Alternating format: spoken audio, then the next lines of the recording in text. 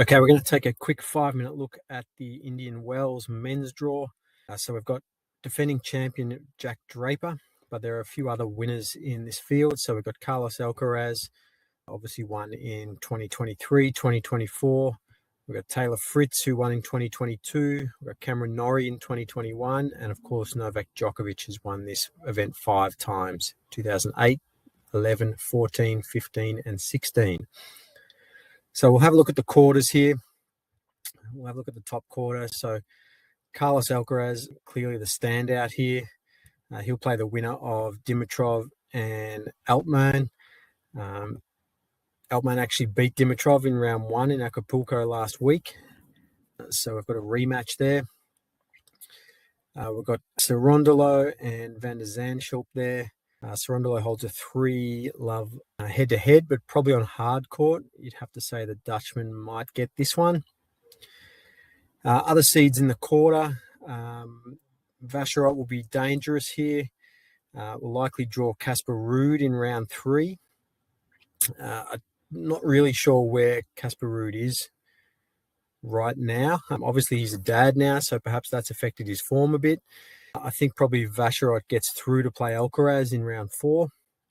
Alexander Bublik, another tough one to read, but his draw looks okay until a probable rematch with Alex de Minaur in round 4. They obviously played at the Australian Open with de Minaur winning that quite comfortably. But de Minaur did have a shock loss in Acapulco, and his draw is a little tricky. So a likely clash with Sebastian Korda in round 2 before Cameron Norrie, who plays well here. Obviously, he's won it before. And then the AO rematch with Bublik. So it is a tough quarter to predict, but I'm going to say Alcaraz and de Minaur will probably get through there. The Aussie doesn't have too many bad events in a row. So we move down to the second quarter. Novak Djokovic is back in action here after his AO final. Don't see too many issues with him until round 4 when likely Jack Draper, the defending champion, will be waiting. They haven't played for about 5 years, so it will be a tantalizing clash, that one. Looking forward to hopefully that one materializes. Fritz and Medvedev are the other 2 big chances in this quarter, but we're not even sure if Medvedev will make it in time, coming from Dubai at this stage, or if he'll play. If he does, it's a slightly compromised lead-up, despite his very good form recently. I do like Fritz here, even if Medvedev does play, and I think Fritz will get the win. I'm going to predict Draper to actually get through to the quarters to take on Fritz. But it wouldn't surprise me at all if Djokovic just runs the field and goes all the way through again. But despite the fact that he did make the AO final, I think he did look a little vulnerable in a few matches. So if Draper's in form, I think he can get him. The bottom half, so let's look at quarter 3. So we've got Lorenzo Musetti returning from his injury, which tragically cut his AO short after leading 2-0 against Djokovic. He was playing some brilliant tennis that day, so I'm very curious to see how he's going to go now. He doesn't have an easy draw, though, with projected matches against Arthur Fils in round 3, his second match, followed by potentially Felix Auger-Aliassime, and then Alexander Zverev, who's down the bottom of this section. We also got Andrei Rublev, Francis Tiafoe, and Flavio Cobolli, who's coming off the Acapulco title, where he did beat Francis Tiafoe in the final. So we're likely to have a rematch of that in round 3. It's a very tough quarter to predict, this one. A lot of possibilities.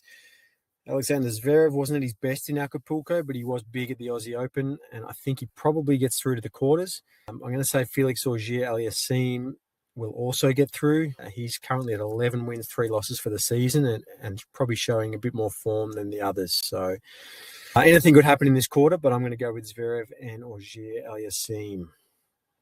The bottom quarter, a couple of first-round matches of some interest. There's not a lot of good first-round matches in this draw, I have to say, but Tsitsipas and Shapovalov down the bottom there. It's hard to believe neither of them are in the top 32 seeds. Shapo leads their head-to-head 3-2, and both players have had similar seasons so far. There's only a few ranking spots between them, so it could be a fun watch. Jannik Sinner, he is obviously the favourite in this quarter. It's hard to see him being troubled too much before the quarterfinals, despite Thomas Echeverry taking out his first ever title in Rio a week ago. I don't think he'll trouble the Italian, and that's if he even gets past the winner of Tsitsipas Shapovalov.